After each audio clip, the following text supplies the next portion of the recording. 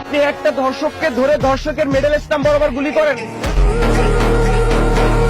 একটা মানুষকে ধরে আপনি শাস্তি দেন, আপনি দেন নাই, আপনি দেন নাই মানে আপনি ধর্ষককে পালন করতেছেন। 3-4 দিনের ভিতরে অনেক ধর্ষণ হয়েছে আমার দেশে, আপনি একটা ধর্ষককে ধরতে পারলেন না। আজকে যদি হাসিনা দেশে থাকতো আপনাকে আমাকে বুকে গুলি করতো, তাহলে আপনি ধর্ষককে ধরে গুলি করতেছেন না কেন? আজকে সাধারণ ধর্ষকের হাতে যদি পিস্তল থাকে, গুলি থাকে, আপনার প্রশাসনের হাতে তো পিস্তল গুলি আছে। আপনি আমাকে সার্চ করেন, আমার কাছে পিস্তল থাকলে আপনি নিয়ে যান, সেটা যদি না পারেন তাহলে নাইমা যান। আপনি ধর্ষককে শাস্তি দিতে যদি না পারেন তাহলে আপনি চেয়ার ছেড়ে দেন, যে শাস্তি দিতে পারবে ওনাকে বসান। আমার দেশের মা বোন যদি নিরাপত্তায় না থাকে, আজকে আপনার মেয়েকে ধর্ষণ করলে তো আপনি কান্নাকাটি শুরু করে দিতেন ভাই।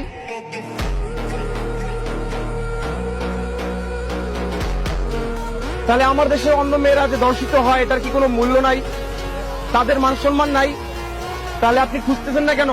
আপনি একটা ধর্ষককে ধরে পিলারে টানাচ্ছেন না কেন?